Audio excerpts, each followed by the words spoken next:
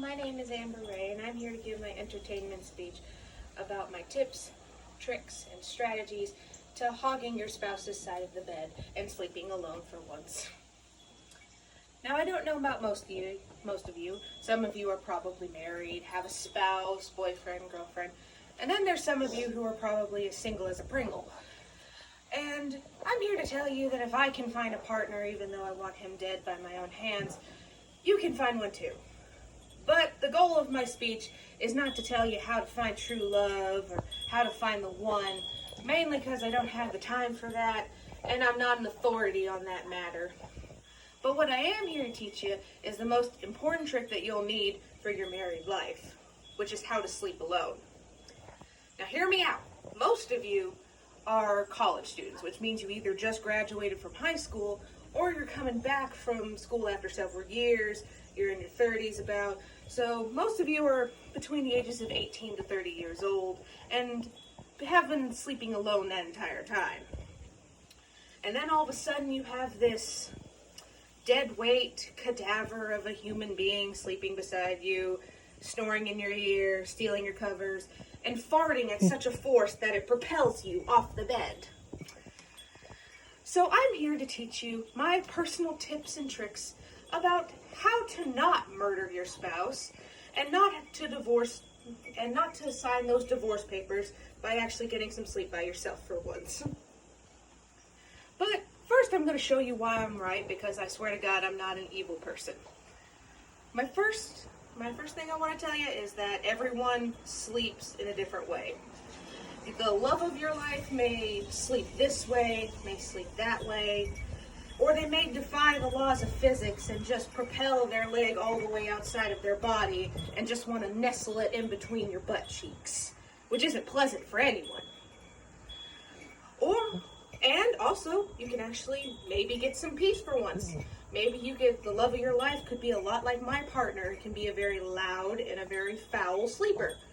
For those of you who don't know what I mean by that is that he snores and farts at such a volume and a smell that a person can only assume that there's a flesh-eating parasite from the inside of his body, turning his lower intestines into a decomposed goo that's leaking out of his anus. And that's not pleasant for anybody. The other thing is that you can get to sleep as much or as little as you want, because maybe some of you will one day have a partner that's not a very quiet waker. They have to work, they have to go to school, or maybe they just have something to do today, and they are shaking the entire godforsaken house in the presence of their wake.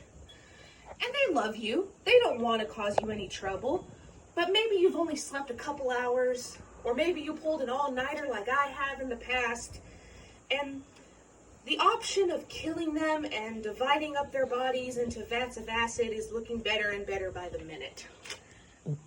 So now that you know why I'm right, I'm going to show you my actual tips and strategies now. My first tip: accept that you are this kind of person now. Accept that you are the worst kind of human being that steals someone else's bed from them. Just accept it. You're evil now. It makes it easier for you in the long run if you're going to be thinking about yourself. My second strategy is, does your partner, whoever they might be in the future or currently, do they take longer to get into bed? Do they have to brush their teeth? Do they have to wash their face? Do they have to put in their splint? Do they have to take medicine? Maybe they take 15, 30 minutes to get ready like my partner does. So use that to your advantage. Get into bed before they do. Get in the center of the bed, steal all of the covers, and when it's their time to get up to bed and go to sleep themselves, pretend you have now fallen asleep into a deep slumber and use their love for you to your advantage. That way they won't wake you up and try to roll you over. And maybe they'll just go down to the couch that night. My next strategy is, maybe they actually did go to bed before you do. Like I said, use their love for you to your advantage.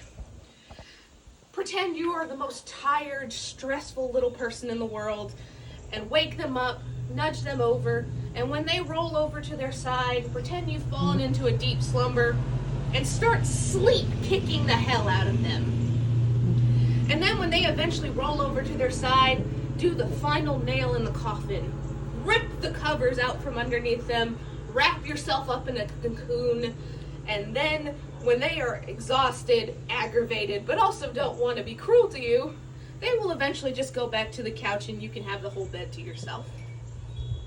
Now that you know my tips and strategies, I hope that this will help you in your future married lives. Thank you for listening to my speech.